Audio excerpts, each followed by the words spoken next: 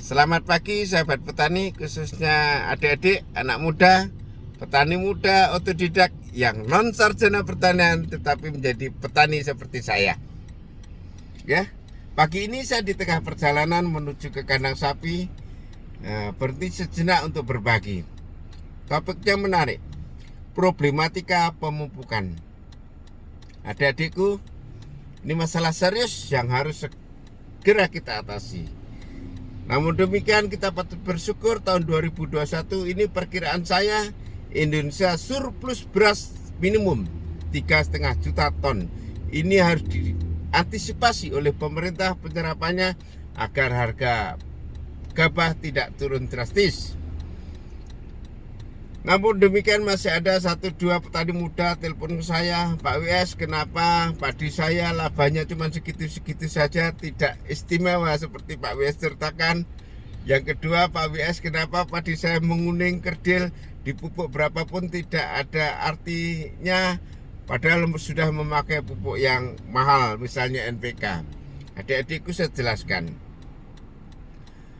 Sebab kita surplus beras tahun 2021 ini perkiraan saya karena penambahan pelaku petani. Kedua, perluasan tanaman padi. Ketiga, peningkatan produktivitas padi akibat aplikasi remediasi lahan secara parsial. Terus kedua, kenapa labanya segitu saja? Perlu disadari bahwa pemupukan dan pestisida menggerus anggaran hingga 45% dari total biaya produksi. Ketika itu kita turunkan, maka HPP akan turun dan berubah menjadi laba karena harga jualnya sama saja. Pangan tidak akan pernah turun drastis. Ketiga, kenapa sudah dipupuk masih menguning kerdil? Itu sesungguhnya contoh konkret manifestasi dari lahan kita yang pH-nya rendah, sehingga perlu dinetralkan. Adik-adikku, jika kita mau labanya banyak, maka kita harus sadar bahwa lahan kita mengalami degradasi mutu. Indikasinya pH-nya turun seperti saya bilang tadi. Tidak lagi netral 7.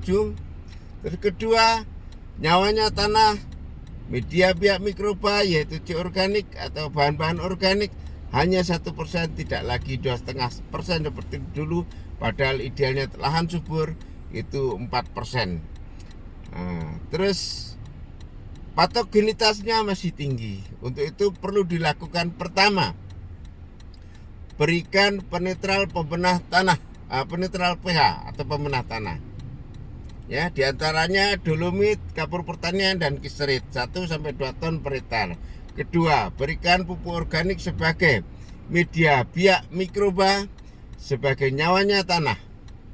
Ketiga, semprot biang-biang mikroba, Azospirillum, Azotobacter, Rhizobium, Pseudomonas, Bacillus, yang gunanya menggantikan urea dan KCl karena menambah nitrogen, melarutkan fosfat kalium, dan biokontrol atau biopestisida. Langkahnya, waktu olah lahan, berikan dolomit, kapur pertanian atau kiserit 1-2 ton per hektar. Kedua, semprot biang mikroba, contohnya Biostream, hingga 20 liter per hektar.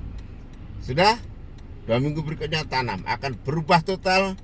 Otomatis musim berikutnya labanya makin meningkat tajam karena minimnya pemakaian pupuk dan pestisida. Selamat mencoba. Salam tetap menjaga kesehatan. Salam tetap inovatif. Dari saya, Wayan Supano, Pak Tani.